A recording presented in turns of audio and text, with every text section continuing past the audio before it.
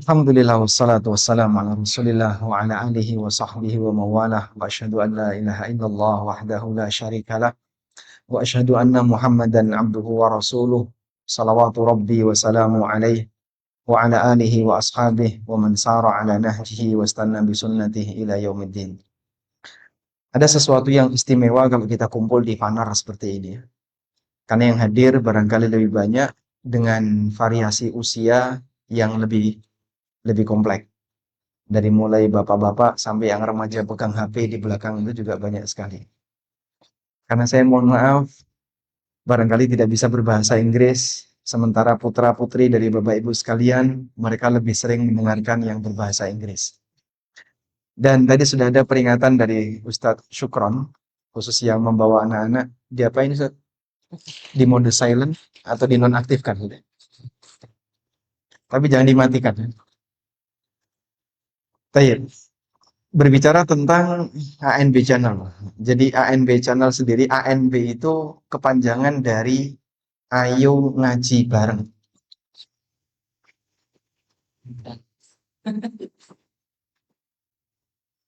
Makanya yang mengisi ceramah di ANB Channel, kajian-kajian di ANB Channel, dan itu rutin, itu tidak hanya saya. Ada kurang lebih 5 atau 6 asatidzah yang mereka kami undang untuk ikut serta dalam meramaikan program di ANB Channel. Dan Alhamdulillah Ustadz, sebenarnya saya sendiri tidak punya cita-cita untuk punya channel seperti ini. Pada waktu kita bikin channel di YouTube, itu yang subscribe cuma berapa orang gitu. Akhirnya ada sebagian yang mengusulkan buat saja channel dengan singkatan ANB Channel. Terus biar nanti bisa apa istilahnya jadi official, harus minimal kan 1000 ya. Itu langsung ditawarkan di banyak grup. Alhamdulillah dalam waktu singkat bisa terkumpul 1000 subscriber. Nah, setelah jadi official, kita kembangkan terus. Alhamdulillah kurang lebih dalam waktu 3 tahun kita sudah 0 donasi.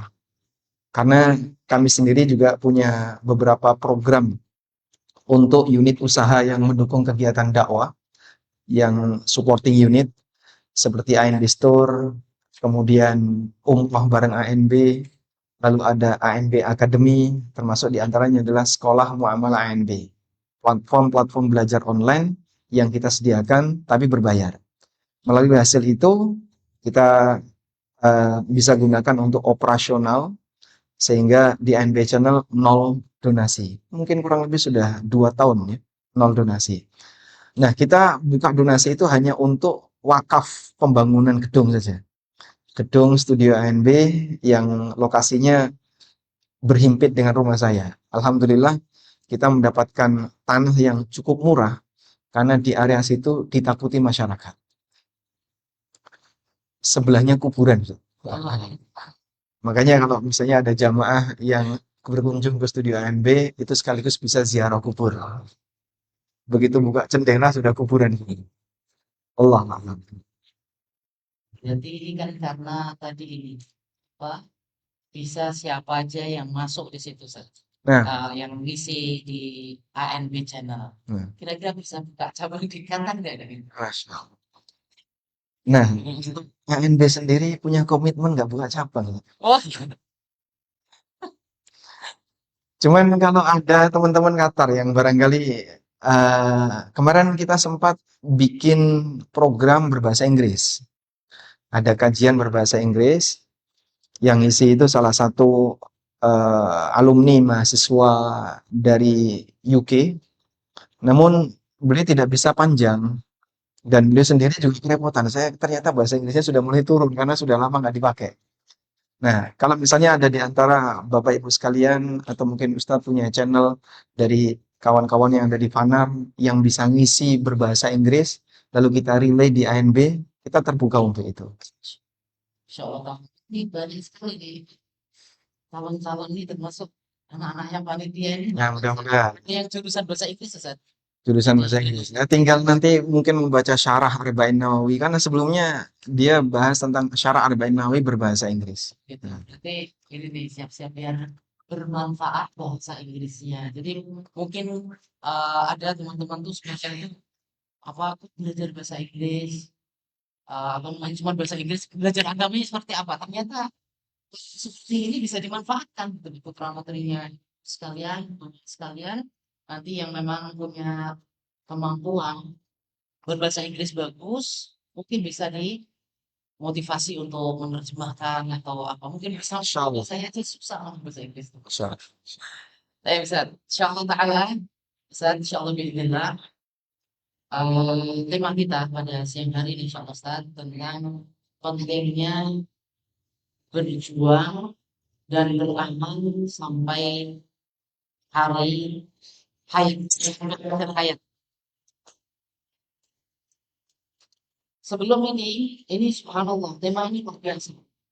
Berjuang itu ininya para nabi. Apa-apa kerjanya para nabi. Ini luar biasa. Jadi memotivasi kita semuanya agar kita itu apa ya tidak cuma mikir bahwasanya yang berjuang itu ustadz ya ustadz atau panitia-panitia. Tapi ini mungkin bisa memotivasi kita semuanya, misalnya kita juga bisa berjuang. Jadi berjuangnya itu seperti apa seperti itu. Dan kita tahu bahwasanya berjuang itu memang apa namanya pekerjaannya para nabi. Nah di sini maksudnya berjuang di sini sampai akhir hayat itu maksudnya seperti apa Ustaz? Ya. Terus apakah yang ini nih yang kan kalau kita lihat Ustaz masih muda. Sekarang ini muncul-muncul Ustaz muda itu cepat sekali. Ya ininya apa? Viralnya cepat. Nah ini yang umur 60 plus plus nih yang mungkin sebagian ini nih apa mereka masih dapat Ustaz? Jazakallah khairan. Ini coba dijelasin. Baik, kalau berbicara tentang berjuang hingga akhir hayat, ya. Makna akhir hayat atau sampai di penghujung umur. Bicara akhir hayat, penghujung umur. Sebenarnya yang dimaksud penghujung umur itu usia berapa? Kita tidak ada satupun yang tahu kapan kita mati. Sehingga yang ada di sini tidak ada yang bisa jamin kalau dia akan bisa bertahan hidup sekian waktu ke depan. Anggaplah misalnya yang ada di sini, yang paling muda di belakang usia berapa yang megang HP itu? Usia berapa, Mas? Iya, usia berapa? 21 tahun, Masya Allah. 21 tahun. Kira-kira kurang berapa hari lagi? Baik, yang paling senior.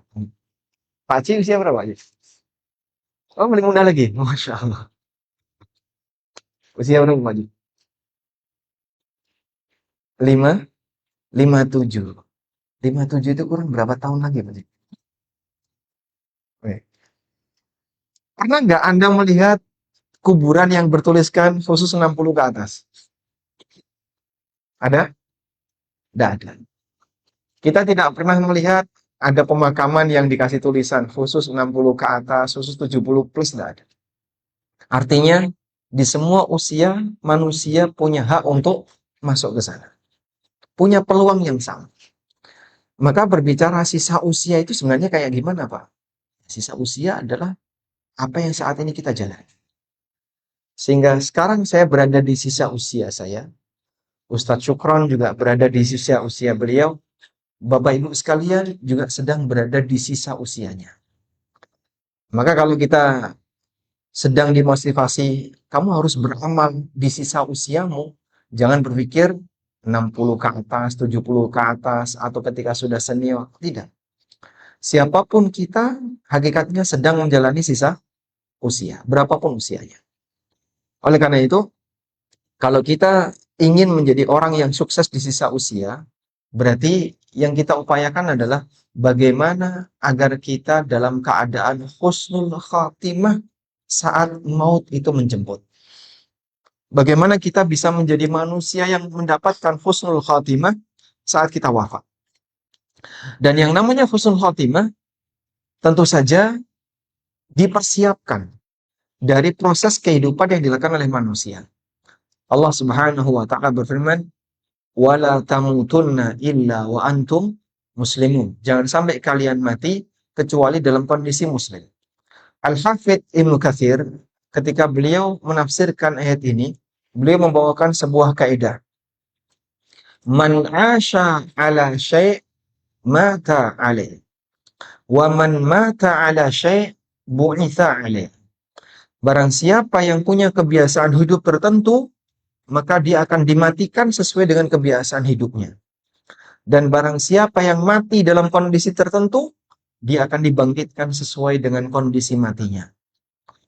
Artinya, beliau mengajarkan kita satu pemahaman bahwa kondisi kematian itu ada mukaddimahnya. Kita semuanya berharap ingin husnul khatimah. Kita semuanya berharap ketika mati masuk surga. Tapi itu tidak bisa seketika. Allah Subhanahu wa taala melihat kejujuran hamba untuk membuktikan apakah dia ini imannya tulus ataukah tidak. Dan itu butuh perjuangan. Nah, rangkaian perjuangan itulah yang hakikatnya sedang kita upayakan agar kita bisa mendapatkan akhir yang baik. Baik, selanjutnya. Kalau kita tahu bahasanya pentingnya akhir yang baik, maka seorang hamba perlu melakukan banyak hal yang bisa dia gunakan sebagai sarana untuk menuju akhir yang baik tadi. Salah satu di antara upaya yang bisa dia lakukan, dan nanti insya Allah akan kita bahas lebih detail ya, di beberapa poin selanjutnya, adalah dia memperbanyak untuk mohon kepada Allah Subhanahu wa taala hidayah dan taufik. Ibnu Qayyim rahimahullah pernah mengatakan, wa'lam anna taufiqa biyadillah la biyadil makhluk. Sadarilah bahwasanya taufik itu ada di tangan Allah, bukan di tangan makhluk. Famiftahuhu, maka kunci untuk bisa mendapatkan taufik adalah sidqul luju' wal iftiqar ilallahi azza wa jalla. Kejujuran seorang hamba untuk minta kepada Allah Subhanahu wa taala hidayah. Dia merasa al-iftiqar, merasa fakir, merasa sangat butuh di hadapan Allah. Sehingga dalam posisi ketika dia betul-betul merasa butuh, merasa ingin bimbingan Allah, merasa fakir di hadapan Allah untuk mendapatkan hidayah, maka berarti dia telah diberi kunci oleh Allah Subhanahu wa taala untuk membuka pintu taufik tadi. Sebab taufik itu ada di tangan Allah, bukan di tangan makhluk. Maka seorang hamba bisa mendapatkan taufik atas anugerah dari Allah Subhanahu wa taala, dan tidak ada yang bisa menyelamatkan manusia dari potensi bahaya kematian selain ketika dia diberi taufik oleh Allah Subhanahu wa taala. Maka sebagai tahap awal di bagian ini, jika kita ingin menjadi hamba yang sukses ketika kematian, sebagaimana Anda sukses ketika Anda hidup mencari dunia, berusahalah untuk merasa butuh di hadapan Allah, merasa fakir di hadapan Allah untuk mendapatkan hidayah. Allah. Di intinya tidak ada jaminan di sini. Betul. Yang anti yang maksudnya akhir hayat siapa saja semuanya nggak ada ketentuan. Berarti bisa jadi yang tua-tuanya akhir hayatnya lebih Lama. akhir, atau mungkin yang umurnya 20 atau yang tadi 21 bisa jadi akhir hayatnya cuman besok atau lusa, mungkin kita tidak tahu. Nah, Jadi sekarang kalau masalah itu berarti bagaimana ini? Eh, Mengapa kita perlu ya? Di sini ada temanya ini, mengapa kita perlu berjuang hingga akhir hayat. Nah, terus apakah ya perjuangan yang di awal hayat itu tidak penting? Ya kan ini dibahas pentingnya kita berjuang di akhir hayat. Kemudian yang berjuang di awal hayat ini bagaimana statusnya? jadi kenapa kita perlu penekanan berkaitan dengan perjuangan di akhir hayat? Karena kalau kita perhatikan begini, cara Allah Subhanahu wa taala dalam menghisap hamba itu berbeda antara di dunia dengan di akhirat. Kalau di akhirat, penentu keberhasilan itu ditentukan oleh bagian awal.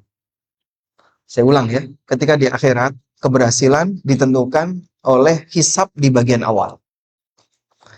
Maksudnya gimana, Pak? Kalau hisabnya di awal baik, maka semua dianggap baik.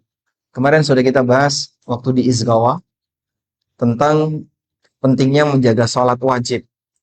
Nabi SAW pernah mengatakan, awwalu ma yuhasabuhu bihil abdu min amalihi yaumal qiyamah as-salat. Amal pertama yang besok akan dihisap dari seorang hamba di hari kiamat adalah sholatnya. Kalau sholatnya baik, bagaimana Pak? Semua amalnya dianggap baik. Kalau sholatnya buruk, semua amalnya dianggap buruk. Sehingga ketika dihisap di yaumil kiamah, awalannya baik, semuanya dianggap baik. Ini di hari kiamat. Nah, ternyata kaidah seperti ini nggak berlaku di dunia. Kalau di dunia, penentu keberhasilan itu ujungnya. Sehingga Nabi SAW mengatakan, innamal a'malu bil khawatim. Sesungguhnya amal itu ditentukan oleh khatimahnya, oleh ujungnya. Kalau ujungnya baik, semuanya dianggap baik. Dan sebaliknya, ketika ujungnya buruk, semuanya dianggap buruk. Maka sampai kapan kita perlu berjuang? Allah Subhanahu wa taala mengatakan, wa'bud rabbaka hatta ya'tiyakal yakin. Menghambalah dirimu di hadapan Allah sampai datang kepadamu al-yakin. Dan makna al-yakin, al-maut, kematian, dengan ijma' ahli tafsir. Sembahlah Rabbmu sampai datang kepadamu kematian. Jadilah kamu sebagai hamba yang sejati. Wa'bud rabbak. Jadilah kamu hamba yang sejati kepada Rabbmu hatta ya'tiyakal yakin, sampai datang kepadamu al-yakin. Al-yakin artinya apa? Kematian. Maka kenapa kita perlu untuk menjaga jadi orang baik sampai mati? Sebab yang menentukan keberhasilan hamba yang baik itu ketika di dunia adalah amal di ujungnya. Karena itulah Bapak Ibu yang dimuliakan Allah Subhanahu wa taala, dalam perjalanan sejarah kaum muslimin, ada banyak sekali orang-orang yang mungkin masa silamnya kelam, Ustaz. Para sahabat itu mungkin masa silamnya lebih gelap gulita daripada kita.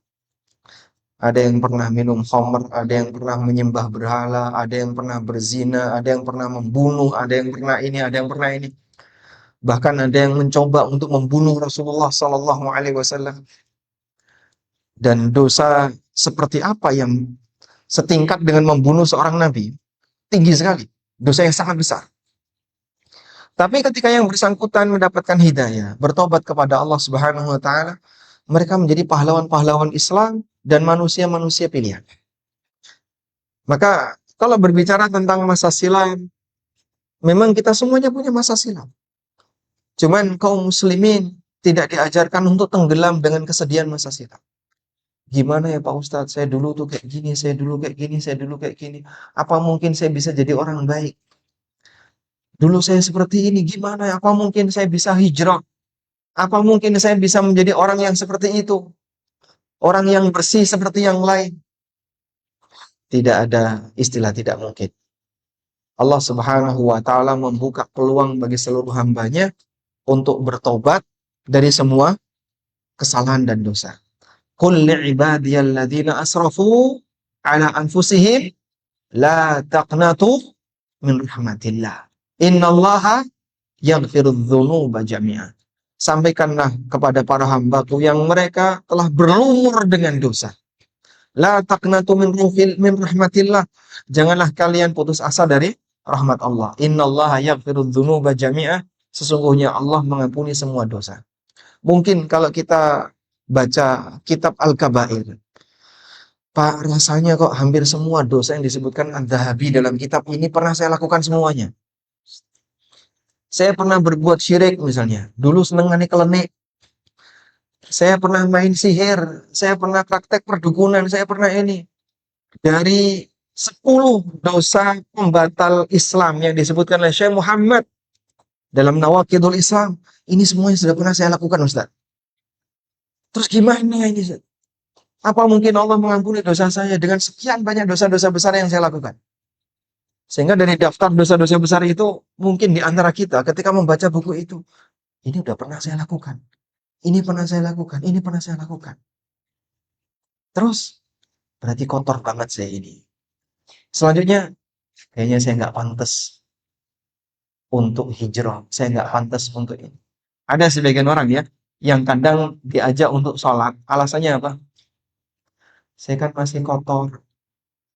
Kenapa saya harus sholat? Saya nggak pantas untuk sholat. Saya malu kalau datang ke masjid. Diri saya penuh dengan lumuran dosa. Sebagian di antara wanita ketika diajak untuk berjilbab, kamu berjilbab. Hatiku masih kotor. Hatiku masih rusak.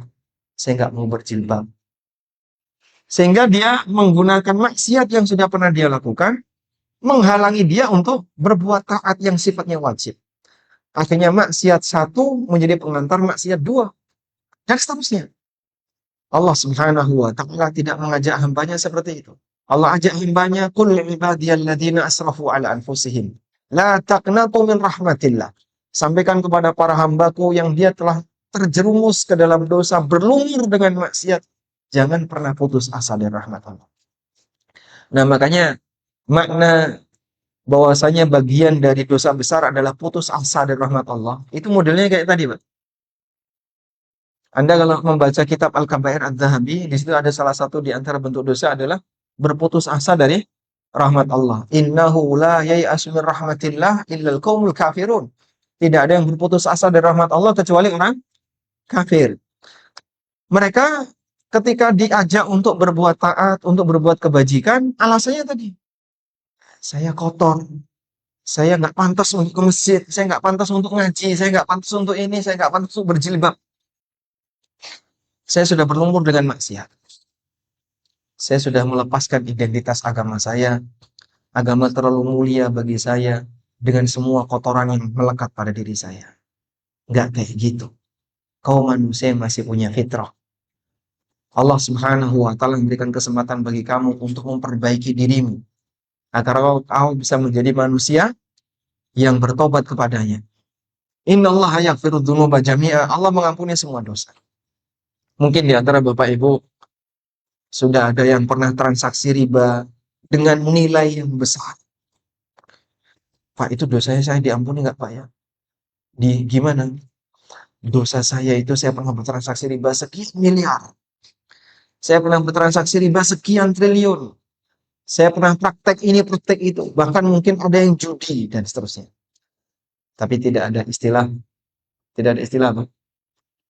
Tertutup kesempatan untuk bertobat. La taqnatu min rahmatillah. Jangan putus asa dari rahmat Allah. Kita semuanya punya hak yang sama untuk bertobat, punya peluang yang sama untuk bertobat. Tinggal selanjutnya, apakah kita mau menerima atau tidak.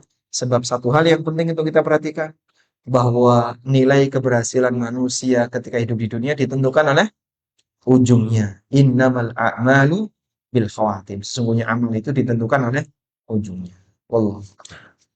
Set. Ini bagus juga nih. Berarti kalau ya awalnya dinilai awalnya harus istiqomah, awalnya harus baik, berarti ada kaitannya dengan istiqomah. Nah, dan Allah SWT juga tadi sudah dijelaskan oleh Ustadz bahwasanya wa'budu rabbaka hatta ya'tiyakal yaqin. Jadi beribadahlah kepada Allah SWT sampai datang kematian. Berarti ya terus harus ini. Berarti kalau sudah ada kebaikan itu harus dilaksanakan terus, Ustaz. Ya, berarti harus istiqomah. Nah, sekarang apa namanya? Bagaimana kita itu bisa berjuang khususnya untuk diri sendiri? Karena kadang-kadang kalau kita pikir tuh kan ini, Ustaz. Berjuang itu seakan-akan berjuang untuk orang lain. Tapi ternyata dari sini yang Anda pahami berjuang untuk diri kita sendiri karena kita juhud juga kita ketika untuk beramal soleh. Nah, bagaimana cara agar kita itu ya bisa istiqomah? Upaya apa yang harus kita lakukan agar kita itu bisa tetap istiqomah di atas kebaikan, di atas ketaatan kepada Allah Subhanahu wa taala. Masya Allah. Baik.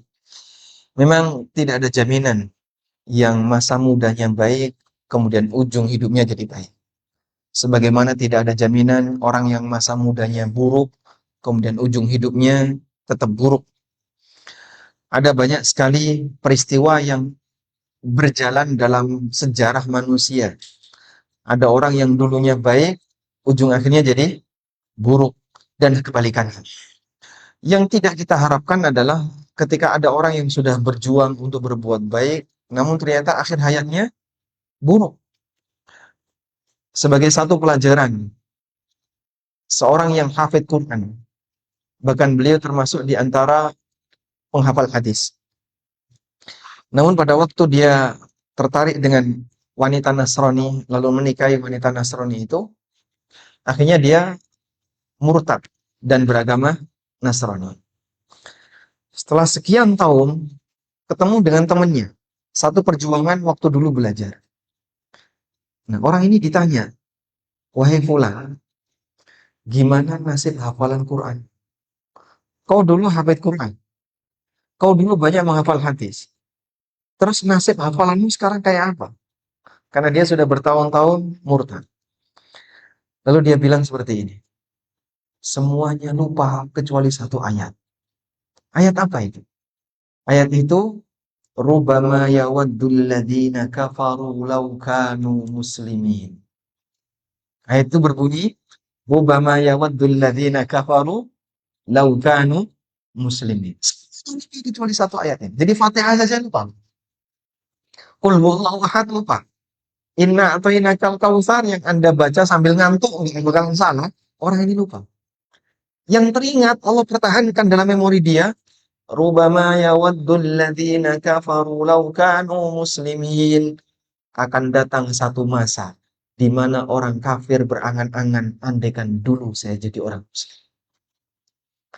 Seolah-olah ayat ini kan menampar diri. Lah terus kenapa kamu malah meninggalkan Islam? Satu ayat itu yang dipertahankan oleh Allah Subhanahu wa taala. Nah, ini salah satu di antara bukti. Bisa jadi ada orang yang awalnya Masya Allah penghafal Quran ini dan seterusnya ada banyak kelebihan, namun kemudian akhir hayatnya karena tidak dijaga oleh Allah Ta'ala yang bersangkutan malah meninggalkan Islam. Satu cerita yang mungkin ma'ruf ya, yang berkaitan dengan tokoh besar yang menulis buku judulnya As-Sira' Bainal Islam wal Wathaniyah. 2 jilid buku ini ya. Buku ini dipuji oleh para ulama sampai sebagian ulama mengatakan laqad ishtara bi kitabil jannah. Penulis buku ini telah membeli surga dengan kitabnya. Dia telah membeli surga dengan kitabnya. Siapa nama penulis buku ini? Abdullah Al-Qasimi. Saking bagusnya buku ini karena dia membantah para kuburiyun. Kemudian orang-orang yang menyembah wali-wali tertentu yang itu merupakan budaya-budaya paganisme. Kenapa dipertahankan dalam syariat Islam? Kenapa dipertahankan dalam budaya kaum muslimin, bukan dalam syariat Islam ya? Kenapa dipertahankan dalam budaya kaum muslimin? Dengan menggunakan alasan yang sangat logis. Jadi kalau pakai alasan pendekatan dalil mungkin nggak diterima. Nah, beliau Abdullah Al-Qasimi ini lebih banyak menggunakan silogisme ketika menjelaskan itu. Tapi apa yang terjadi? Karena orangnya memang suka pakai logika. Lama-kelamaan dia jadi ateis. Dan mati dalam keadaan berposisi sebagai ateis. Tidak jauh dari zaman kita. Padahal dia tokoh besar yang sampai dipuji oleh para ulama. Dan buku itu masih dijadikan referensi. Masih ada. Walaupun penulisnya jadi ateis. Maka Bapak Ibu yang bukan Allah Subhanahu wa taala, ini salah satu di antara bukti bahwa kondisi akhir hayat yang dialami oleh seorang hamba tidak ada yang bisa menjamin. Ada satu cerita Ustaz. Ini pernah diceritakan oleh Al-Qurtubi dalam kitab At-Tadhkirah. Ada seorang yang menjelang wafat. Dia dikerumuni oleh teman-temannya untuk ditalkin. Ya, sebagaimana umumnya kita ya. Kalau ada orang yang mau mati, didatangi, dikerumuni oleh beberapa orang untuk ditalkin. Nah, saat dia ditalkin, Qul la ilaha illallah. Tiba-tiba dia emosi. Dan mengatakan, ilaika anni, ilaika anna. Menjauh dariku, menjauh dariku. Jangan ke sini. Menjauh, menjauh. Semuanya disuruh bubar. Padahal ini tokoh. Dia ini ulama. Tiba-tiba setelah dia ditalkin la ilaha illallah, ilaika anni, bubar di sini. Jangan ada di sini. Lalu gak sadar. Nah, ketika orangnya sadar, ditanya, tadi kamu itu ditalkin. Kenapa kok malah ngusir? Terus dia bilang, datang 2 sosok setan berubah wujud jadi bapak dan ibuku. Dia nyadar kalau itu setan. Yang datang sebagai sosok bapak, dia bilang, Mut Yahudiyan, fa innahu khairul adyan. Kamu mati jadi Yahudi saja. Karena Yahudi itu agama terbaik. Jadi wajah bapak ibunya itu tiba-tiba datang di hadapannya. Dan itu setan. Yang berubah jadi wajah bapak dan ibunya. Mungkin bapak ibu pernah melihat ada orang yang menjelang mati terus tiba-tiba dia bilang, aku kok ketemu ini, aku ketemu ini, ketemu ini. Ketemu siapa, Pak? Ketemu siapa? Leluhurnya yang sudah meninggal. Ketemu simbah ini, ketemu kakek ini, ketemu nenek ini. Ketemu leluhur yang sudah meninggal. Wallahu a'lam. Sebelum peristiwa istihdhar, bisa jadi mereka yang mau mati ditampakkan oleh Allah Subhanahu wa taala sesuatu yang tidak bisa dilihat manusia biasa. Mungkin saja itu setan. Yang diusir ya ada di sekitarnya orang-orang yang mau mentalkinnya. Diminta untuk membaca la ilaha illallah malah diusir. Barulah ternyata mereka sadar, ternyata orang ini sedang mengusir setan. Coba, kira-kira yang bisa menolong dalam peristiwa seperti itu siapa, Pak? Kalau bukan Allah Subhanahu wa taala. Kejadian yang pernah dialami oleh Imam Ahmad. Mungkin sebagian di antara Bapak Ibu sudah pernah mendengar ini. Sudah pernah mendengar belum cerita itu? Belum saya ceritakan ya. Iya. Jadi Imam Ahmad rahimahullah ketika beliau sakit parah, kemudian ditemani oleh anak-anaknya, beliau mengatakan, teriak-teriak, la budun, enggak, masih jauh, tidak, masih jauh. Lalu beliau enggak sadar. Nah, ketika beliau sadar, bangun dari istirahatnya, mungkin bangun tidur, atau mungkin sempat pingsan, anaknya tanya, bapak tadi kok tiba-tiba teriak, la budun, enggak, masih jauh, masih jauh. Ada apa? Beliau rahimahullah kemudian cerita, iblis datang kepadaku. Lalu dia bilang, ya Aba Abdillah, futtani, wahai Abu Abdillah, wahai Imam Ahmad, aku kalah sama kamu. Aku kalah sama kamu. Futtani, aku kalah sama kamu. Maksudnya gimana itu? Biar ujub. Sehingga Imam Ahmad kalau digoda, mati Yahudi, gak mempan. Ayo jadi Nasrani, mana mungkin beliau bersedia. Maka iblis mengambil peluang gimana caranya untuk ngajak orang ini jadi sesat. Kalau cuma ditawari untuk pindah agama, tidak mungkin. Maka iblis datang dengan mengatakan, ya Aba Abdillah, futtani. Wahai Abu Abdillah, aku kalah sama kamu. Aku tidak berhasil untuk menggoda kamu. Agar beliau ujub. Dalam posisi itu, beliau rahimahullah mengatakan, lah, masih jauh. Saya nggak kayak gitu kok, saya nggak kayak gitu. Itu kalau kita gimana, Pak? Masya Allah, iblis saja aku kalah sama aku. Oh, berarti memang saya layak diberi pengakuan.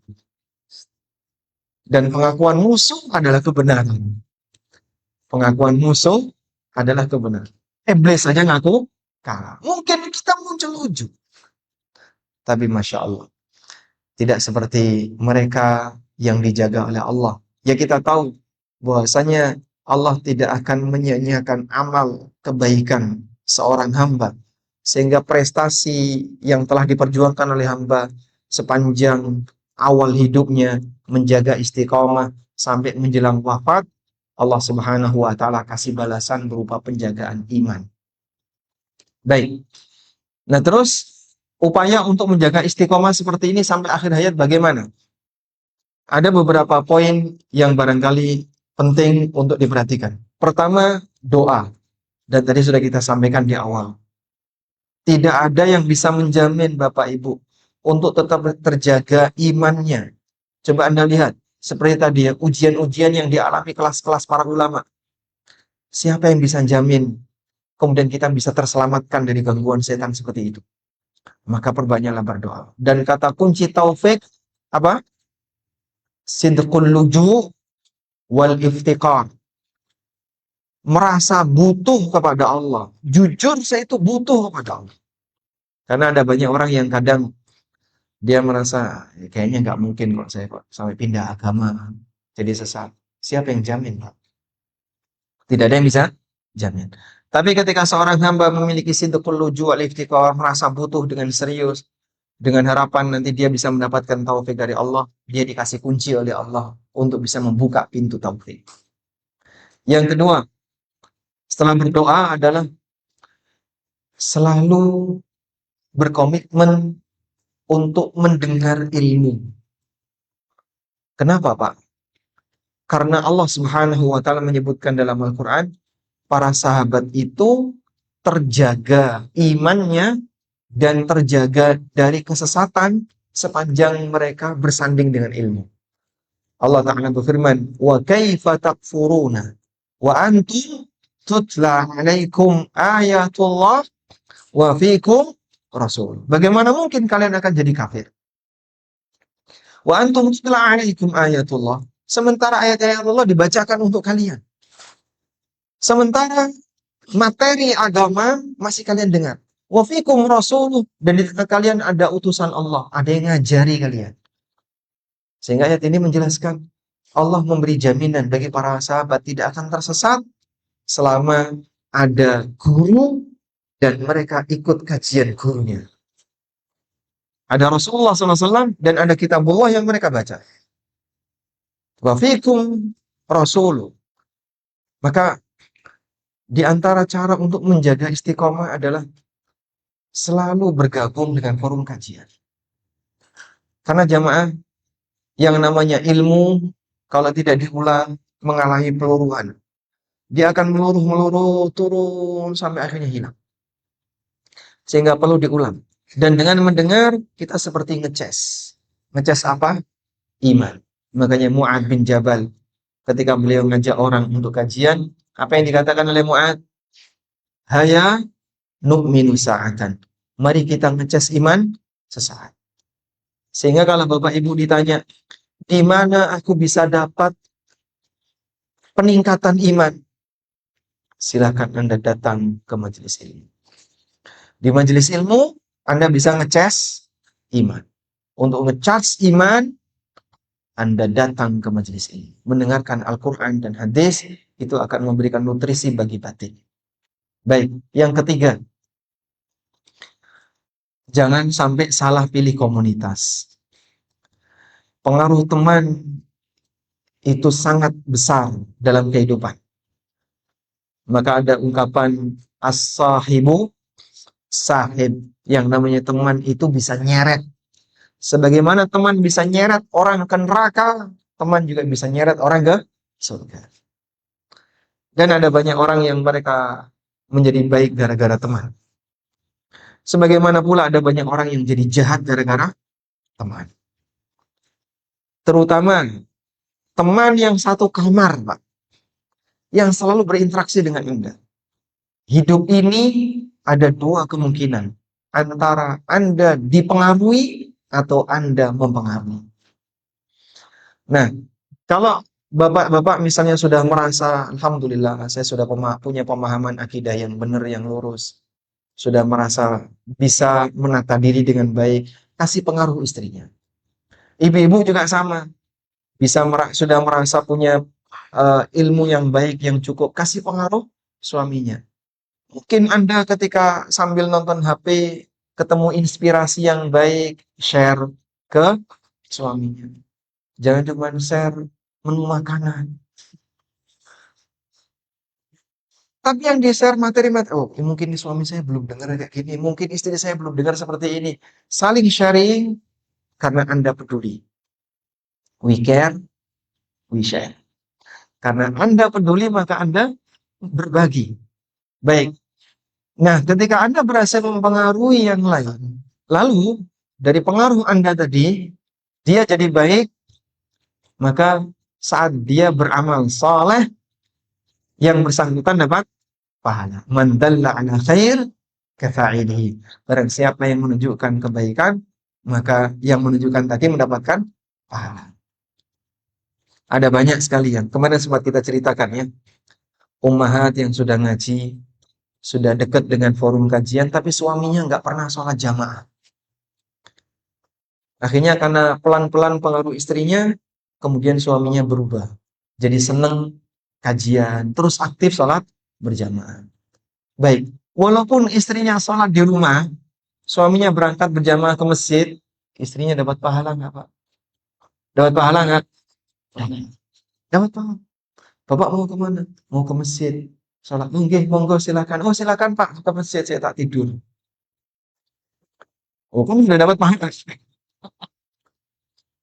Baik, karena sang suami ini berubah, berkat pengaruh istrinya. Kemudian yang keempat, bagaimana agar kita bisa istiqomah? Selalu jaga keseimbangan lahir batin.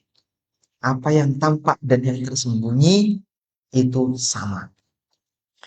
Sehingga Bapak melihat kami yang tampak seperti ini. Dan yang kami lakukan di balik ini kurang lebih seperti yang tampak. Karena terkadang ada nifakusir, kemunafikan terselubung. Di depan umum dia tampak hebat, solehah. Di balik itu dia menyimpan lisan jahat. Jadi kalau di depan umum mungkin dia bisa bicara dengan lemah lembut, jaim, kelas tinggi. Di balik itu ternyata dia suka ghibah, ternyata dia suka ngomongin orang, ternyata dia punya niat-niat jahat dan seterusnya. Lahir dan batinnya tidak sama. Di depan umum mungkin dia terlihat saleh. Di balik itu aneka maksiat dia kerjakan. Waliyadzubillah. Pada posisi ketika manusia lahir batinnya tidak seimbang, ini bisa berbahaya. Nifakus sir, nifak-nifak terselubung seperti ini bisa membuat sang hamba dicabut hidayahnya di penghujung hayatnya. Sebagaimana yang disebutkan dalam hadis dari Abdullah bin Mas'ud radhiyallahu anhu. Nabi SAW pernah mengatakan, wa innal abda la ya'malu bi'amali ahli jannah hatta ma yakunu bainahu wa bainaha illa dhira'. Ada hamba yang dia melakukan amalan penduduk surga sampai jarak dia dengan ke surga tinggal berapa, Pak? Jarak dia dengan surga tinggal berapa? Satu hasta. Yang ditafsirkan oleh Imam Ibnu Utsaimin, dia beramal sebagaimana amalan penduduk surga sampai jarak dia dengan surga satu hasta, maksudnya mendekati kematian. Kematian tinggal satu hasta. Fayasbiku alaihil kitab. Tapi takdir telah mendahulunya. Faya'malu bi'amali ahlil jannah. Faya'malu bi'amali ahlin nar. Fayadkhuluha. Lalu dia melakukan amalan penduduk neraka, kemudian dia masuk neraka. Nah, kok bisa, Pak? Perjuangan dia nggak pernah itu semuanya ini. Wong dia beramal soleh, istiqomah, beramal seperti amal penduduk surga sampai mendekati kematian, kok tiba-tiba Allah tidak jaga dia. Tinggal satu hasta, dia bermaksiat dan mengakhiri hidupnya dengan maksiat. Kenapa Allah tidak memberikan penjagaan bagi dia di penghujung hayatnya? Apakah Allah tidak memberikan penghargaan untuk perjuangannya di awal hidupnya? Nah, ada sebuah tafsir yang disampaikan oleh Imam Ibnu Utsaimin. Disebutkan dalam riwayat yang lain, orang ini beda lahir batin. Dalam riwayat itu dinyatakan, wa innal abda la ya'malu bi amali ahli jannati fima yabdu linnas. Ada hamba yang dia melakukan amalan penduduk surga yang tampak di permukaan masyarakat. Jadi terlihat dia seperti orang saleh, orang hebat, rajin ibadah.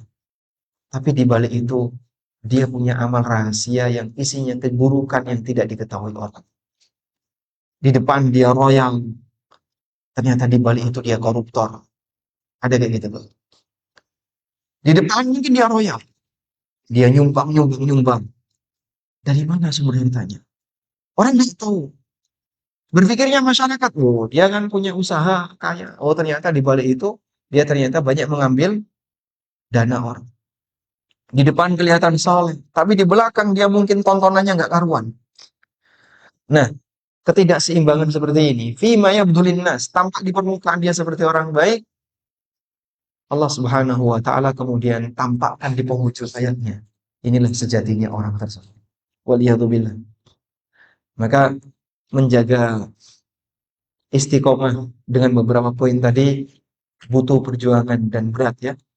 Sehingga kita perlu banyak mohon pertolongan kepada Allah agar selalu dijadikan sebagai orang baik lahir maupun batin kita. Allahumma ati anfusana taqwaha wa zakkiha anta khairu man zakkaha anta waliyuha wa maulaha. Nah, Barakallahu fiik. Tapi Ustaz, ini ada yang dari kalimat antum tuh ada sesuatu yang bagi ada tuh dalam Ustaz. insyaallah dalamnya nih. Ini kalau Imam Ahmad dan imam-imam yang lainnya menjaga keimanan untuk istiqomah saja diuji seperti itu. Ustaz. Subhanallah, bagaimana dengan kami ini? Mampukah nanti apa namanya melawan ujian atau fitnah khususnya di akhir zaman ini, subhanallah. Makanya tadi subhanallah termasuk yang ini yang anak garis bawahi juga Ustaz. Ya memang penting sekali itu seperti yang aku sampaikan tadi, kita itu selalu menjaga keimanan. Gimana bisa stabil keimanan itu tuh yang subhanallah memang cara yang cepat memang ya senang nuntut ilmu. Itu seperti yang ini tadi apa ALB tadi apa tadi ayo ngaji bareng itu memang betul pas banget di sini. Jadi bagaimana kita itu bisa istiqomah salah satunya dengan eh, tetap menuntut ilmu. Ya, semoga saja kita istiqomah tetap doa terus lah kita biar tetap istiqomah sampai kalau kita lihat dari kisah-kisah tadi juga Ustaz, eh jadi lingkungan itu juga sangat penting. Betapa banyak sekarang ini yang kita dengarlah yang baik yang viral atau enggak viral itu seseorang itu bisa tersesat atau mungkin keluar dari hidayah itu karena pasangannya gitu. Jadi tadi kalau apa namanya istrinya Nasrani sampai lupa semuanya. Jadi kalau apa-apa alhamdulillah anak ini ya saya juga ini nasihat juga untuk pribadi anak. Kalau punya pendamping dan ibu-ibu ini, kalau sudah punya pendamping, mau ngaji ngaji bareng, wah berarti sudah nikmati sesat. Masya Allah. Betul San. Apalagi bapak-bapaknya juga soleh, terus istrinya juga solehah, berarti itu masya Allah. Berarti makin banyak istri ujiannya makin berat. Betul. Ah, Yang mempengaruhi jadi makin banyak. nah, itu Kok tergantung paling tergantung. Langsung berikutnya San. Kita tanya San ini. Ya, San. Ustaz, ini kan amalan di penghujung usia, khususnya yang sudah lanjut usia, yang sudah 57 nih, Ustaz. Nah, kira-kira amalan apa yang afdol untuk kita ini? Berarti kan kita semua juga ini nggak tahu penghujung usia nih ya, kita kapan kita nggak tahu juga. Tapi kira-kira apa yang afdol, amalan yang paling bagus untuk kita semua untuk akhir hayat kita baik itu apa kira-kira Ustaz? nah, baik. Mungkin sekarang kita pindah scene, Ustaz. Kalau tadi berkaitan dengan pengantar istiqomah, sekarang penekanannya adalah bagi mereka yang sudah merasa seolah-olah dia di ujung usia. Barangkali pembicaraan kita untuk yang sudah usia 60-an ke atas, 50-an ke atas, yang sudah merasa kayaknya kematian sudah dekat dengan saya. Karena eh, apa ya, menyadari akan hal ini itu bagian dari motivasi yang diberikan dalam syariat kita. Tayyib. Ada penekanan tertentu yang perlu dilakukan bagi mereka yang sudah merasa saya sudah senior. Bagi mereka yang sudah merasa saya sudah berada di bagian akhir dari kehidupan. Yang pertama, amalan penting untuk dilakukan bagi mereka yang sudah berada di ujung-ujung usia adalah memperbanyak istighfar. Mohon ampun kepada Allah Subhanahu wa taala. Kita diajarkan untuk setiap mengakhiri amalan apapun dengan istighfar. Selesai sholat, Bapak Ibu diajarkan baca apa? Istighfar. Sebagaimana yang disebutkan dalam hadis dari Thauban. Karena Nabi sallallahu alaihi wasallam idzan sarafa min sholati istaghfara thalathan. Nabi SAW kalau selesai sholat, beliau beristighfar 3 kali. Sehingga selesai sholat, kita beristighfar. Allah Subhanahu wa Ta'ala mengajarkan orang selesai haji untuk banyak istighfar. Tsumma afidhu min haitsu afadhan nas wastaghfirullah. Kemudian bertolaklah kalian sebagaimana masyarakat bertolak. Wastaghfirullah, dan perbanyaklah beristighfar kepada Allah. Demikian pula ketika kita mengakhiri majelis ilmu, kita dianjurkan membaca doa kafaratul majlis yang isinya adalah istighfar. Subhanakallahumma wa bihamdika asyhadu an la ilaha illa anta astaghfiruka wa atubu ilaik. Demikian pula Nabi sallallahu alaihi wasallam menjelang wafat beliau, Allah Subhanahu wa Ta'ala perintahkan beliau untuk banyak istighfar. Sebagaimana perintah yang Allah sebutkan di surat An-Nasr. Surat An-Nasr itu bunyinya kayak gimana, Pak? Surat An-Nasr. Surat An-Nasr. Ya, surat An-Nasr. Siapa tahu dapat hadiah. Masya Allah, Pak. Bukan Wan Nasr, bukan ya?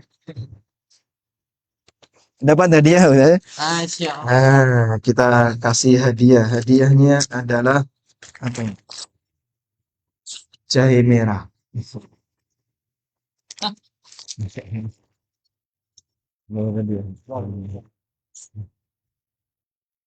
Siapkan sini saja. Ya, nanti boleh diambil. Biar waktunya, gajinya biar itu. Waktu biar. Di bagian akhir dari surat An-Nasr, Allah berfirman bagaimana? Fasabbih bihamdi rabbika astaghfir. Innahu kana tawwaba. Ibnu Abbas ketika ditanya tentang tafsir dari ayat ini, ma ra'yuka ya Ibnu Abbas bi idza jaa nasrullahi wal fath. Umar bertanya kepada Ibnu Abbas tentang tafsir dari surat ini. Apa kata Ibnu Abbas? Tilka qurbu ajalin Nabi sallallahu alaihi wasallam. Surat ini menandakan dekatnya ajal Rasulullah sallallahu alaihi wasallam. Apa hubungannya surat An-Nasr menunjukkan dekatnya ajal Nabi sallallahu alaihi wasallam? Padahal dari ayat pertama sampai ayat yang terakhir enggak ada, Pak, berita tentang itu. Tapi Ibnu Abbas kenapa bisa menyimpulkan demikian? Penjelasannya, karena ketika Nabi SAW sudah berhasil menaklukkan daerah asalnya dan masyarakat semuanya yang ada di sekitar beliau sudah masuk Islam, berarti tugas beliau sudah selesai. Kalau tugasnya sudah selesai, maka beliau akan pensiun. Kalau pensiunnya Nabi adalah kematian. Dan menjelang wafatnya, Allah Subhanahu wa Ta'ala perintahkan beliau SAW untuk mengatakan, fasabbih bihamdi rabbika wastaghfir. Berbanyaklah bertasbih dengan memuji Allah dan perbanyaklah istighfar. Sehingga beliau ketika rukuk dan sujud membaca apa? Setelah turun surat ini. Subhanakallahumma rabbana wa bihamdika Allahumma gfirli. Kana Nabiyyu sallallahu alaihi wasallam, kata Aisyah radhiyallahu anha, Nabi sallallahu alaihi wasallam memperbanyak membaca subhanakallahumma rabbana wa bihamdika Allahumma gfirli inda ruku'ihi wa sujudihi yu'awwilul Qur'an. Nabi sallallahu alaihi wasallam ketika rukuk dan sujud, dan dari sisi usia, ya walaupun kita tidak tahu, nggak ada jaminan yang lebih tua nanti akan meninggal lebih cepat. Namun kesadaran seperti itu muncul dan perbanyak istighfar. Ini amalan prioritas yang pertama. Yang kedua, kalau sudah merasa senior, sebaiknya lebih banyak fokus untuk kegiatan pribadi. Dan tidak perlu banyak ngurusi urusan masyarakat. Mohon maaf ya, ini barangkali fenomena power syndrome. Ada orang yang dulu ketika di perusahaan, dia punya jabatan. Jadi direktur atau jadi manajer. Kemudian pensiun. Usia sekian, pensiun. Udah, tinggallah di sebuah kampung. Nah, karena beliau sudah nggak punya jabatan di kantor, tinggal sekarang dirumahkan. Akhirnya dia mengusulkan jadi ketua RW. Nggak ada yang milih. Usul jadi ketua RT, udah nggak dipakai. Pak, wis tua, Pak. Bapak istirahat saja, biar yang muda-muda saja yang tampil. Di kantor nggak dipakai, di lingkungan nggak ada yang milih. Yang jadi sasaran, masjid. Akhirnya apa? Memaksakan diri untuk jadi takmir. Kalau bukan aku yang jadi takmir, aku nggak mau nyumbang masjid ini. Masya Allah. Jadi dia pengen tetap saja di depan, pengen selalu di atas, pengen selalu di depan. Dan suka digesekkan dengan orang. Karena kalau dia sudah jadi pemimpin, otomatis kan dia ngurusi banyak orang. Dia pengen selalu di depan. Nah, semangat at-tarkus. Tarkus itu terjemahannya pengen diwongke. Bahasa Indonesianya apa? Bahasa Melayunya apa? Ingin selalu berada di depan, ingin selalu punya posisi, ingin selalu jadi pemimpin dan seterusnya. Semangat tarkus seperti itu. Ternyata ada banyak orang yang nggak hilang. Karena dia dulu sudah merasa saya selalu berada di atas, dilayani, dihormati, ketemu orang, disambut. Begitu jadi rakyat jelata, dia hilang semua kesempatan untuk itu.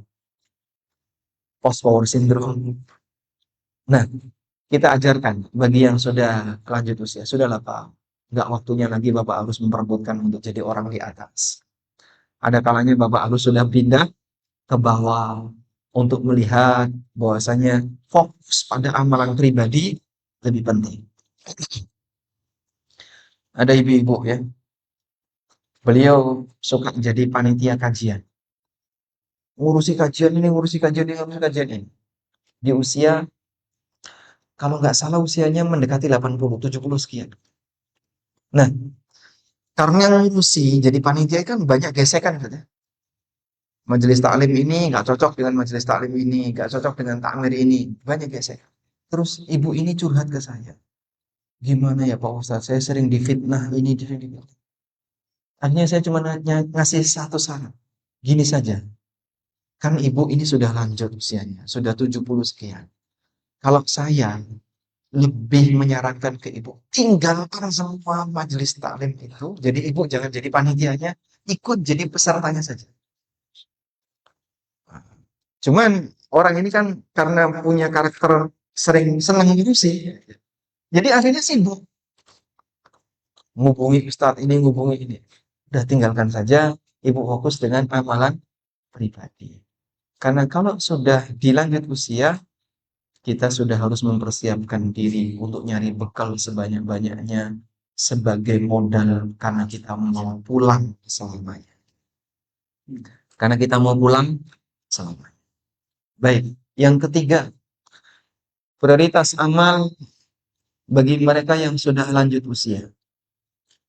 Yang ketiga adalah hindari semua sengketa dan berupayalah untuk melakukan islah dari semua sengketa yang pernah terjadi sebelumnya, yang mungkin belum selesai. Kenapa, Pak? Ada satu pesan Imam Syafi'i. Bapak Ibu bisa catat pesan ini. Mungkin coba saya catatkan biar bisa diingat-ingat ya. Imam Syafi'i rahimahullah pernah menyampaikan sebuah pesan. Mau di share screen? Siap.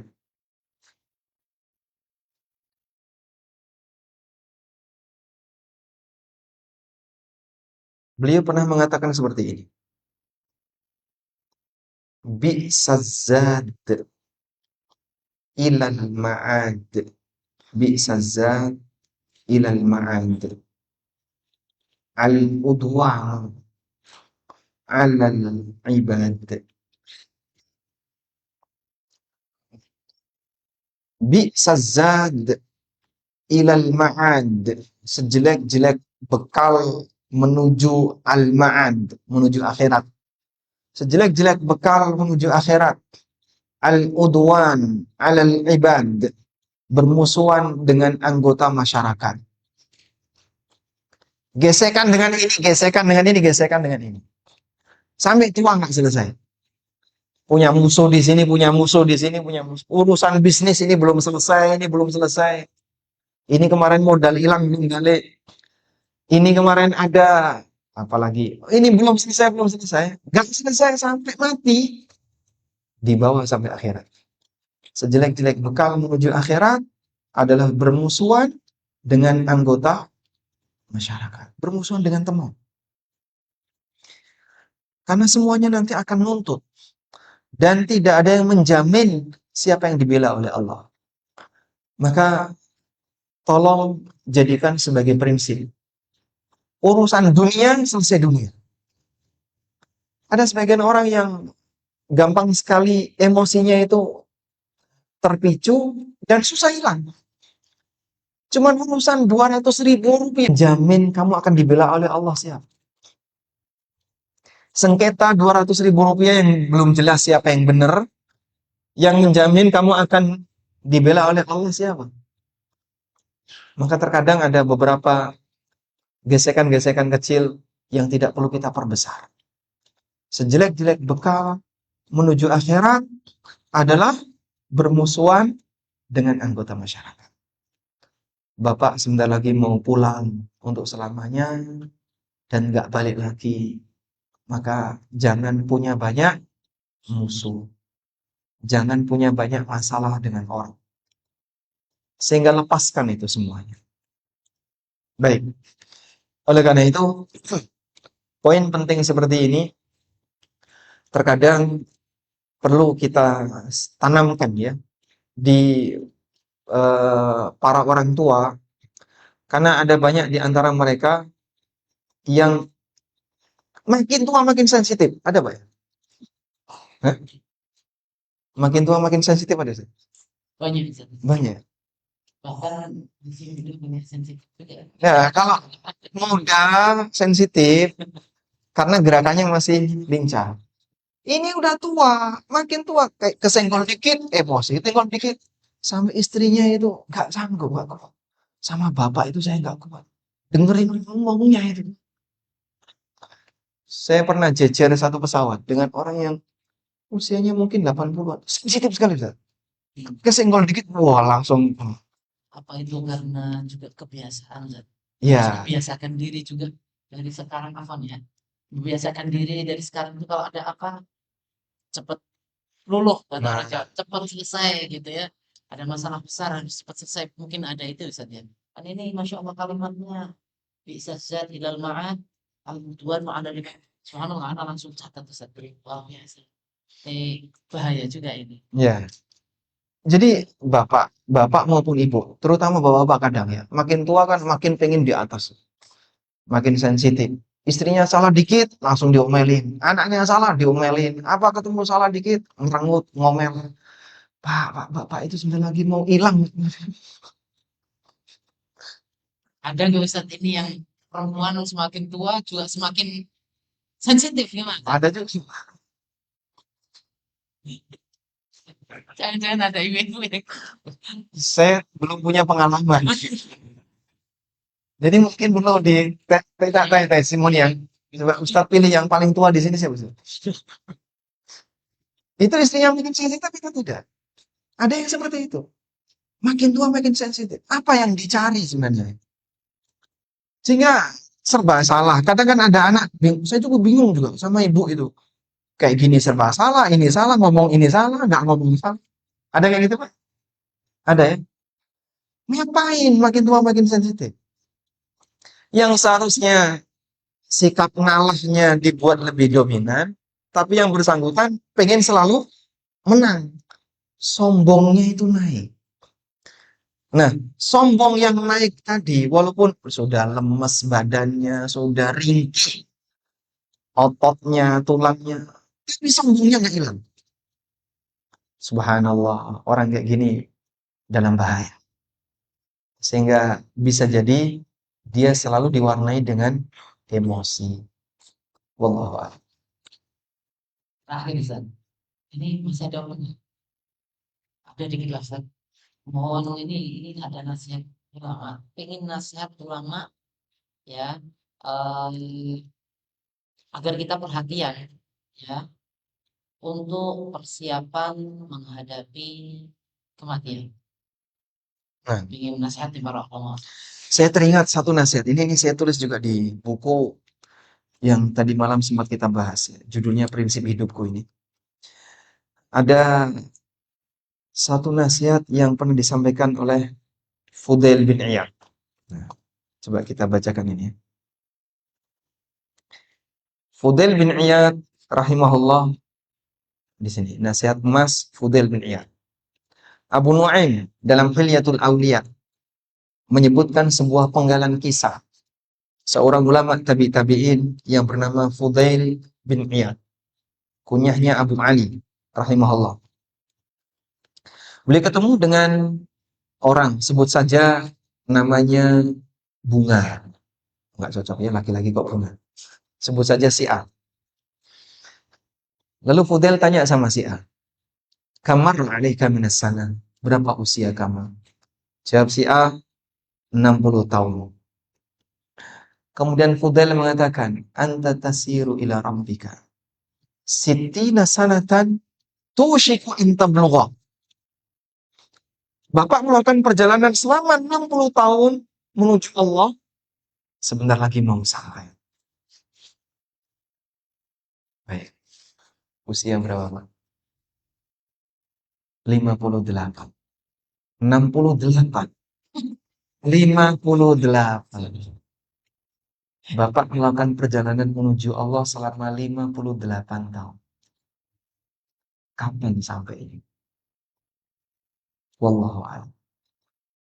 Sehingga mereka yang diberi oleh Allah usia sekian puluh tahun, hakikatnya dia sedang melakukan perjalanan menuju Allah sesuai dengan usianya. Orang ini ketika menjawab 60 tahun, Anda melakukan perjalanan menuju Allah selama 60 tahun, sebentar lagi mau sampai. Maka orang itu langsung mengucapkan inna lillahi wa inna ilaihi raji'un. Dia langsung beristirja. Fudail bertanya, kamu tahu apa maknanya inna lillahi wa inna ilaihi raji'un? Kemudian Fudail menjelaskan, inna lillah taqulu ana lillah abdun wa ana ilallahi raji'. Aku adalah milik Allah. Maka aku adalah hamba Allah sehingga aku harus beribadah kepada Allah. Dan aku kembali kepada Allah. Faman amina faman alima annahu abdullah wa annahu ilaihi raji'. Kalau siapa yang tahu, siapa yang menyadari bahwasanya dia adalah hamba Allah dan dia akan kembali kepada Allah, falya'lam bi annahu mauqufun, maka dia harus menyadari kalau dia akan berhadapan dengan Allah. Dan siapa yang menyadari dia akan berhadapan dengan Allah, falya'lam bi annahu mas'ul, maka sadarilah kalau dia akan ditanya. Dan siapa yang menyadari kalau dia ditanya, falyu'id lis-su'ali jawaban, siapkan. Bagaimana nasihatnya Fudail? Boleh dicatat Pak ya? Coba saya catatkan Pak. Fudail kasih nasihat, tuhsin fima baqiya yughfar laka ma madha wa ma baqiya. Berbuat baiklah di sisa usiamu. Niscaya engkau akan diampuni untuk dosamu di masa silam dan dosamu di sisa usiamu. Fa innaka in asakta fima baqiya ukhitta bima madha wa ma baqiya. Karena kalau kau masih bertahan dalam keburukan di sisa usiamu, kau akan dihukum, kau akan diazab untuk dosamu di masa silam dan dosamu di sisa usia. Akumulasi. Ini kata kunci. Jadi kalau mau jadi orang baik, perbaikilah sisa usia. Dan kita tidak tahu berapa sisa usia kita. Apa yang saat ini sedang kita jalani, hakikatnya ada sisa usia kita. Semoga Allah Subhanahu wa Ta'ala menganugerahkan kepada diri kita husnul khatimah. Wassallallahu ala nabiyyina Muhammadin wa ala alihi wa sahbihi wasallam. Subhanallah. Ini akhir tapi yang terakhirnya sangat menarik sekali. Ya intinya bagaimana kita itu bisa istiqomah di atas kebaikan, di atas ketaatan, sampai akhirnya memasukkan kita dengan khatimah, dan itu wasiat Allah Subhanahu wa taala juga, Ustaz. Lihat sering di ini saya buat ambil faedah masuk kata Allah Mas agar kita yang selalu disampaikan oleh para khatib, Pak Ustaz itu wasiat Allah wala tatunna illa wa antum muslimun. Sebenarnya itu dalam sekali. Ya, jangan sampai kita itu meninggal dunia kecuali dalam keadaan jazakallahu khairan dan Amin. Teman-teman yang antusias banget, luar biasa. Semangat banget. Semoga saja panitianya ini juga semakin semangat dan amalnya diterima oleh Allah Subhanahu wa taala. Jadi saya selalu berharap sekarang juga bisa menambah istiqomahan kita sendiri. Berikutnya, saya taala ada pertanyaan. Nah, ini kita langsung aja pertanyaannya lewat ini saja, langsung pertanyaan langsung saja dulu. Kemudian kita akan bincangkan. Ini saya dulu yang bertanya ya. Ibu-ibu bisa jawab nggak? Bisa menyampaikan jawab? Siapin ini. Oh iya. Ada mikrofon. Ya, ini ada tulisan. Ada hadiah. Buku ini. Sudah ya? Nah, judulnya buku fikih. Ada 2 buku ini. Dua-duanya untuk ibu-ibu. Nanti yang bisa jawab ya. Cara jawabnya gimana? Ada mikrofon. Coba cek mikrofonnya. Cek. Sudah disiapkan teman panitia yang Pak? Sudah. Oh, sudah. Sudah, baik. Pertanyaannya ya. Ini sudah materi ini sudah pernah saya sampaikan di kajian sebelumnya. Sebutkan 3 titik sengketa antara Nabi SAW dan orang musyrikin.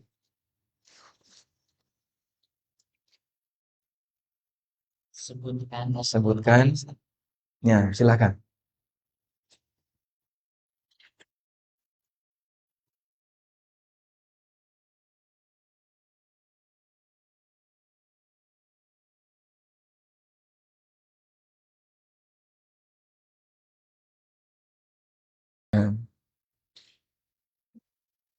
Yang pertama, mengenai iman kehidupan setelah mati. Selanjutnya,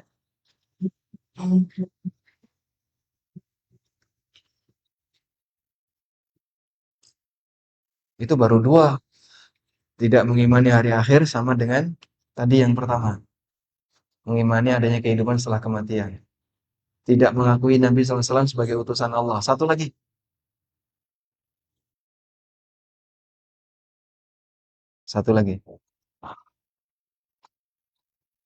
Ya, silakan. Bisa dilengkapi. Dipencet tengahnya. Antum pencet tengahnya.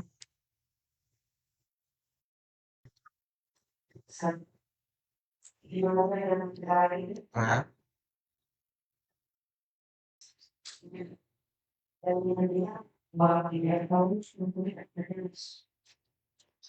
Yang pertama dan kedua itu sama. Iman kepada hari akhir dan tidak beriman kepada hari akhir dan tidak mengakui adanya kehidupan setelah kematian itu sama.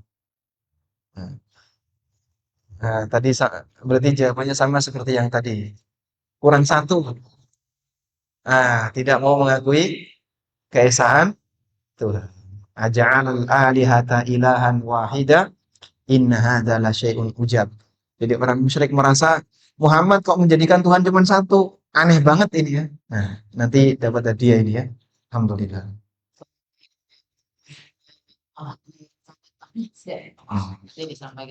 Baik, selanjutnya.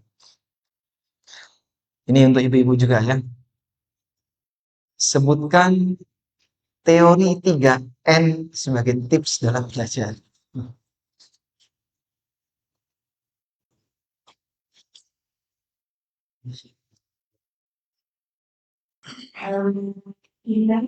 Kita paten open. Tambah satu lagi, tuman. Titen, telaten, open. Masih ingat penjelasannya? Coba jelaskan apa yang dimaksud dengan open.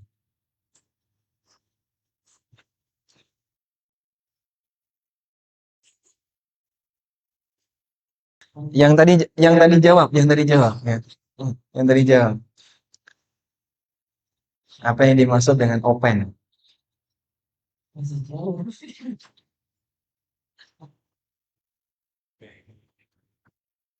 Gimana, Pak? Bukan orang gimana? Ini rasis, Pak, di sini. Mohon maaf, sedikit rasis. Apa yang dimaksud dengan open? Tadi boleh disempurnakan. Open adalah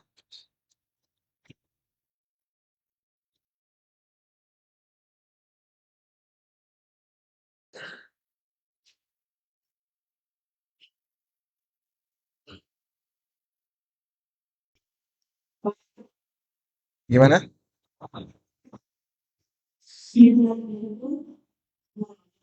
Ah,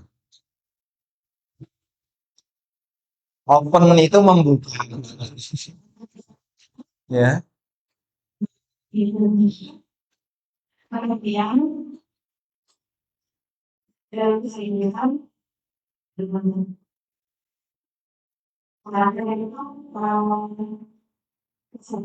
Insya Allah, alhamdulillah. Baik, mohon maaf karena yang jawab bukan orang Jawa, jadi insya Allah dapat hadiah ya. Bapak mau dapat hadiah nggak? Mau, Mau sekarang. mau sekarang. Baik, yang ukurannya XXL ada.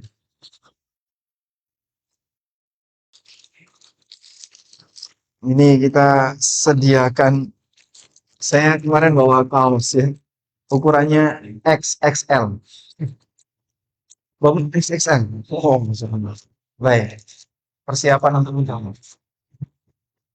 Apa? Oh, udah ditanya. Oh gitu. Pertanyaannya untuk bisa mendapatkan ukuran kaos XXL. Ini kaos ANB ya. Pertanyaannya adalah sebutkan 4 amalan bagi mereka yang lanjut usia. Prioritas amalan bagi mereka yang lanjut usia.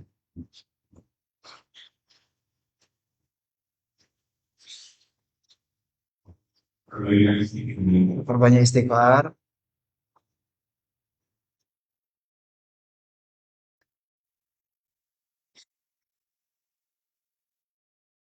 Baru satu. Fokus amalan pribadi. Masya Allah, hindari sengketa. Satu lagi.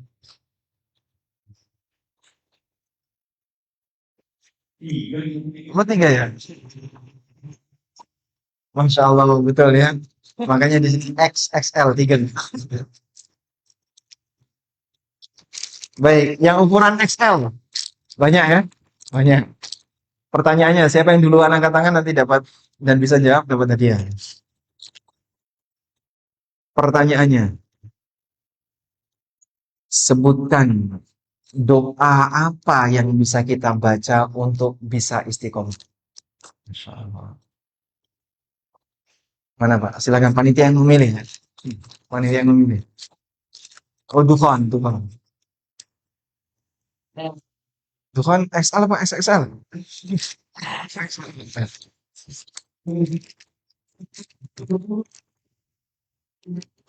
Ya muqallibal qulub, tsabbit qalbi.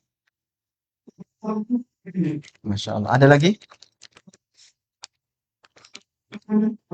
Masya Allah, dapat hadiah. XN. Alhamdulillah. Cukup Ustaz.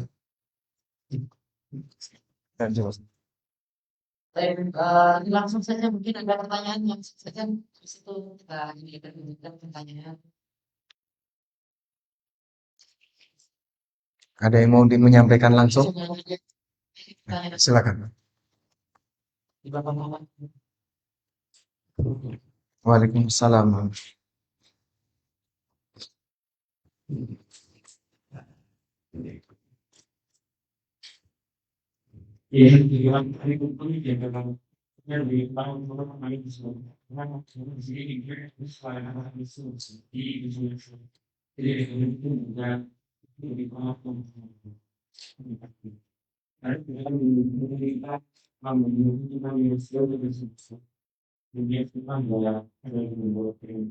Masya Allah. Baik. Baik, saya tidak tahu tentang seperti apa suasana sekolah yang ada di sini. Cuman secara umum ketika Bapak belum merasa percaya 100% dengan apa yang diserap oleh anak-anak Bapak ketika sekolah di sini, barangkali perlu ada komunikasi ketika Bapak sedang bersama mereka, mungkin pada waktu ngantar, pada waktu jemput, ditanya, tadi kamu diajarin apa? Tadi temenmu, kamu main sama siapa? Ngobrol tentang apa? Dan seterusnya. Nah, dari situ kita bisa ngukur kira-kira dia dapat pengaruh apa, baik dari sekolahnya maupun dari temannya. Kita bisa tahu ini baik atau buruk pengaruhnya setelah dia cerita. Nah, kalau sekiranya tiba-tiba muncul kata-kata yang hampir tidak pernah kita ajarkan. Kita nggak pernah ngajari kok cara berkomunikasi kayak gitu. Nah, sekarang kan ada banyak sekali ya bahasa-bahasa prokem baru gaya anak-anak Gen Alpha. Kalau bicara kadang nggak dipikir kan ya. Tiba-tiba kalau dia ngomong kayak gini, dia ngomong kayak gini. Oh, kamu dapat dari mana seperti itu? Dapat dari mana? Nah, orang tua jadi filter. Nanti kalau ada syubhat, orang tua melakukan kasyfu syubhat. Ketika ada pemikiran-pemikiran menyimpang, orang tua memberikan rududun alal mukhalafah. Bantahan untuk pemikiran-pemikiran menyimpang. Karena kalau tidak, ya kita yang membiayai ini anak, yang membesarkan ini anak, tapi yang ngisi ternyata orang lain. Kita yang membiayai, yang membesarkan, tapi yang ngisi ternyata orang lain. Sangat disayangkan. Loyalitas dia mungkin bukan kepada orang tuanya, tapi loyalitas dia kepada pemikiran dia yang lain. Pemikiran anaknya berseberangan dengan pemikiran orang tuanya, akhirnya anaknya nggak loyal sama orang tuanya. Maka mungkin bisa difilter dengan cara tadi, Pak. Komunikasi, kemudian tanya, di sana kamu dapat apa? Kamu dikasih pelajaran apa? Kamu tadi main sama siapa? Terus temenmu cerita apa ke kamu? Dan seterusnya. Nah, barangkali dengan cara seperti itu, dia bisa menyampaikan. Nah, cuman masalahnya gini, kadang ada anak yang tidak bisa terbuka dengan orang tua. Dia lebih bisa terbuka dengan teman. Itu yang agak sulit. Caranya gimana, Pak? Biar membuat anak itu terbuka sama kita. Bapak coba menyelami hobi dia. Terus dibuat kita sehobi dengan dia. Anak kita senang apa? Oh, anak kita senang mancing ya, Pak. Wah, kancani mancing. Anak kita senang main apa misalnya? Main game yang masih bisa ditoleransi. Oh, game ini masih bisa toleransi. Tapi dia senang main tuh. Oh, Bapak coba ikut terlibat di sini. Tak kancani ini dolanan kayak ini. Nah, ketika Anda satu hobi dengan dia, belajar satu hobi dengan dia, mudah-mudahan nanti dia bisa cair dengan kita. Wallahu a'lam. Jazakumullah khairan. Mungkin dari Mbak biar satu-satu sebelum kita bacakan ini. Dari maju sebentar ya, karena ini pertanyaan di sini nanti dua lagi ikut ya, ya. Sini juga kita dari mana? Silakan.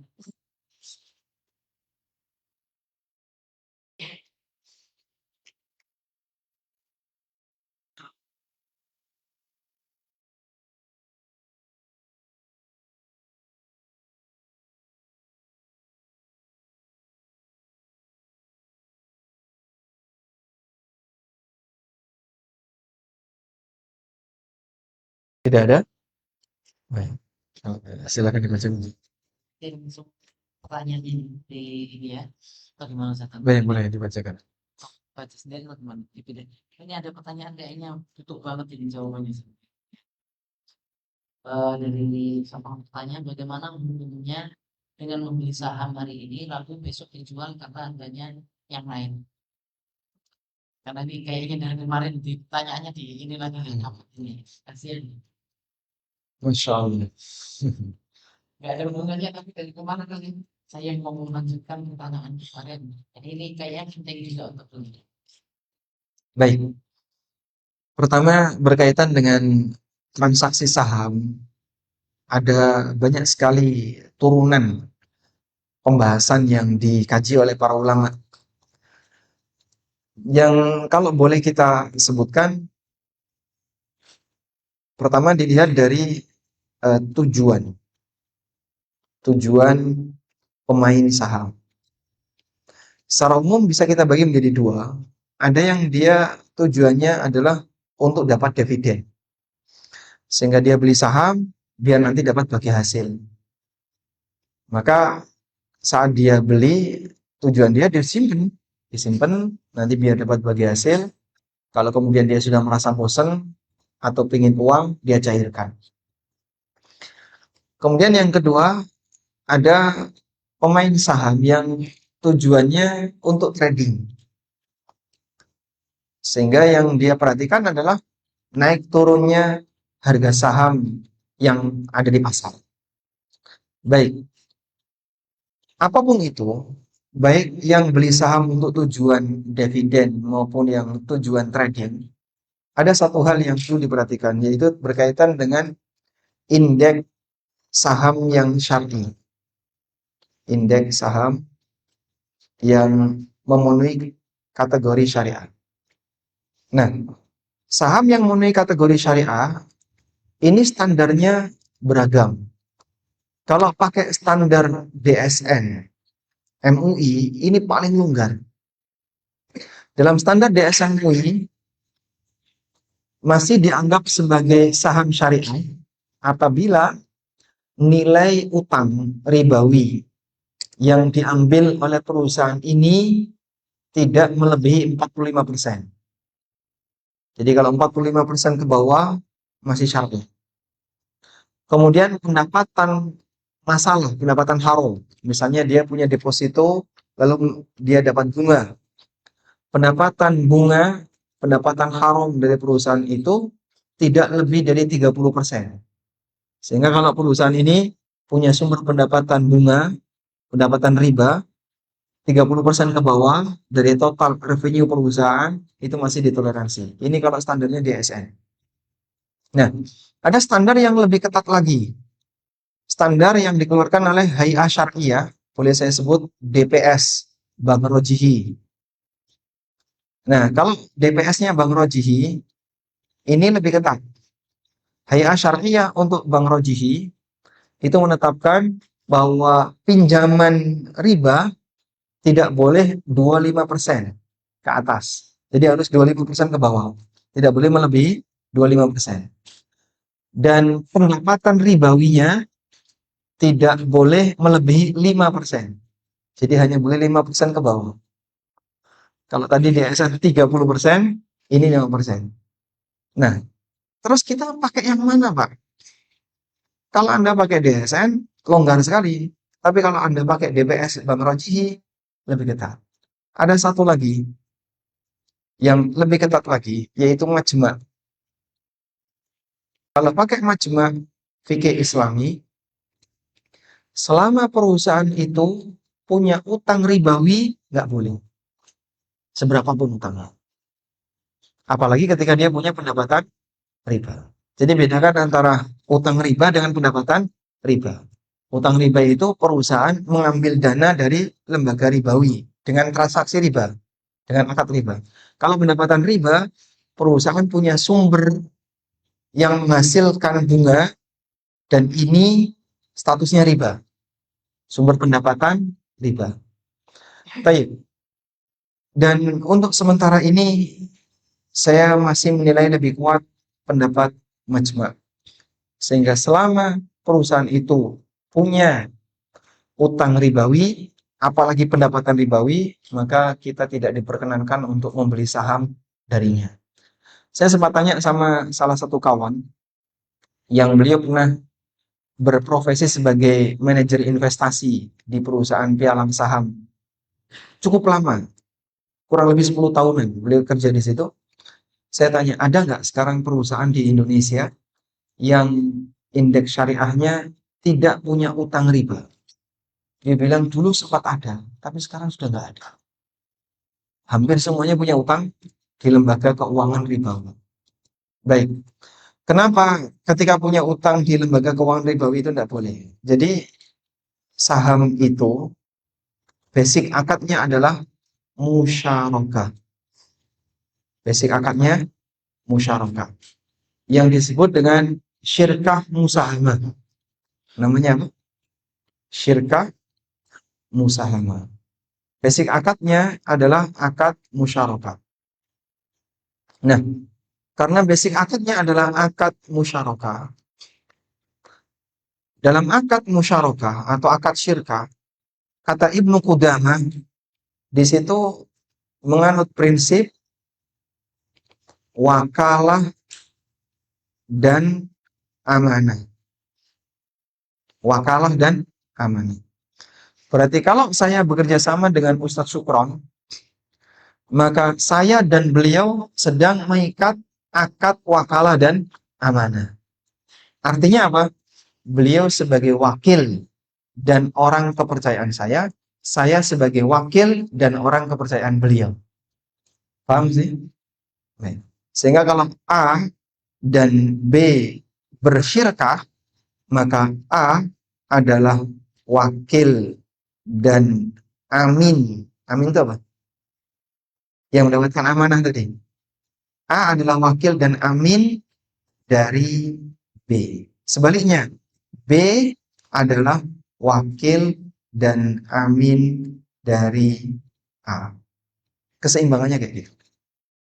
Sudah? Maka ketika beli saham PT X misalnya, ada sebuah PT X, atau penjelasan lanjutannya setelah ini ya. Pertanyaannya, kalau B bermaksiat, kewajiban A apa? Kalau B bermaksiat, kewajiban A apa? Hah? Menolak. Kenapa?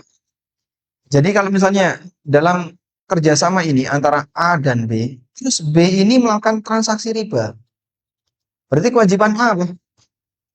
Dia wajib menolak. Kenapa Pak? Karena dia jadikan B ini sebagai wakil. B itu kan wakilmu. Dia melakukan transaksi riba, kenapa kau biarkan? Ketika wakil kita melakukan perbuatan dosa dan kita biarkan, berarti kita dapat dosanya.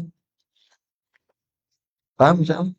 Maka kalau B melakukan transaksi riba, A membiarkan, berarti itu sama dengan A ikut serta dalam kegiatan itu. Karena B ini wakilnya A.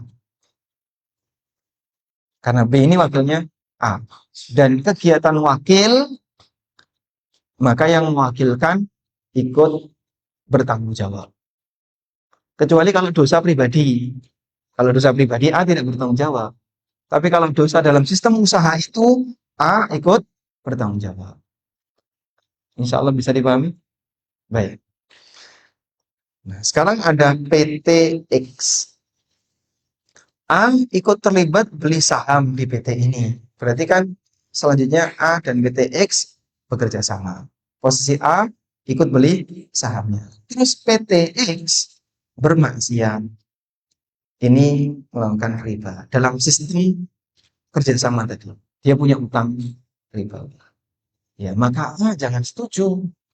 Terus gimana kalau nggak setuju? Ya kamu larang PT X untuk transaksi riba. Oh nggak bisa Pak, kita nggak punya kuasa kayak gitu. Kalau nggak punya kuasa ya jangan ada di situ. Kamu harus keluar. Itulah yang jadi pertimbangan kenapa ada ulama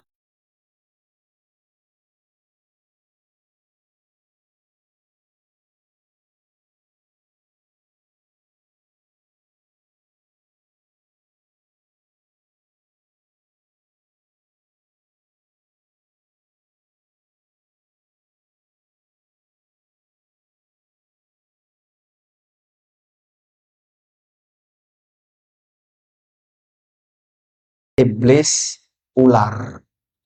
Adam, iblis, dan ular. Begitu. Permusuhan kita, Adam, kepada iblis, itu permusuhan agama. Maka sepanjang ada agama, permusuhan itu akan bertahan selamanya. Permusuhan kita dengan ular, itu permusuhan karena naluri. Permusuhan karena naluri, yang disebut dengan adawah at-tabi'iyah. Nah, permusuhan karena naluri seperti ini, memungkinkan dicabut oleh Allah. Ketika permusuhan naluri ini sudah dicabut oleh Allah, hilang. Maka di akhir zaman, anak-anak bermain ular dan tidak saling menyakiti. Kejadian kapan itu? Di akhir zaman. Sehingga permusuhan ini bisa hilang. Karena nalurinya dicabut oleh Allah. Dia bukan musuh kamu lagi. Sehingga anak-anak bermain dengan ular di akhir zaman. Baik. Maka permusuhan karena agama. Saya sama dia nggak cocok. Kenapa, Pak? Karena dia sama saya beda keyakinan. Dia suka klenik. Dia suka nyembah kuburan misalnya. Dia suka melakukan penyimpangan seperti itu. Maka saya nggak cocok. Ya itu nggak cocok selamanya. Walaupun mungkin dalam urusan dunia mereka masih berinteraksi. Wallahu a'lam.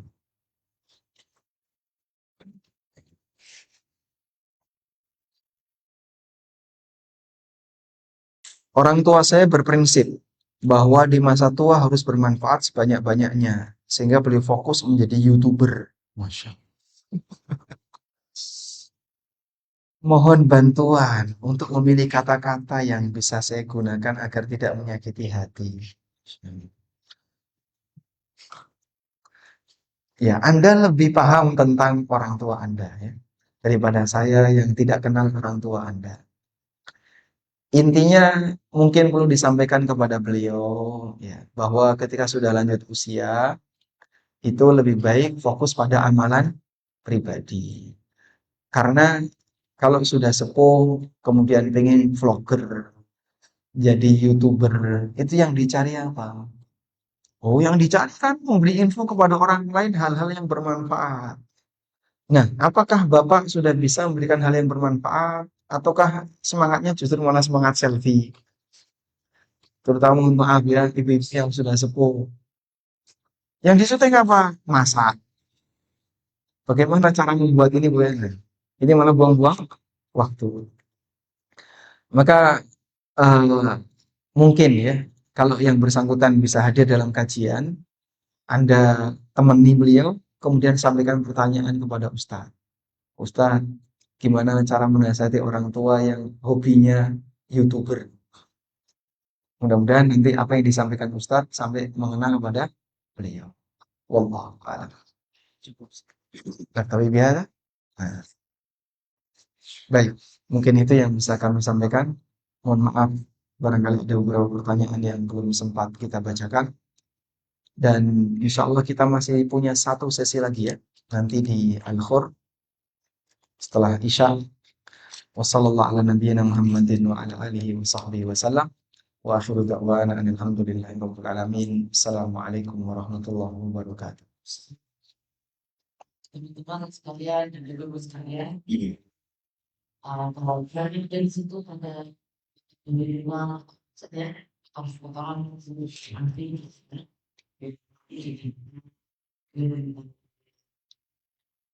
dan juga bapak ada diambil dan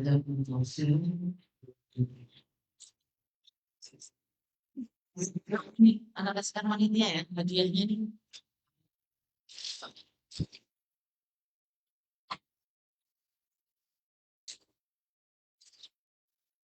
Oh, XXL. XXL. Masya Allah. Ini XXL, mohon maaf. Yang XL, XL. Sama banget. Bisa tanda tangan. Di mana? Apa di depan aja? Di sini lah. Di sini.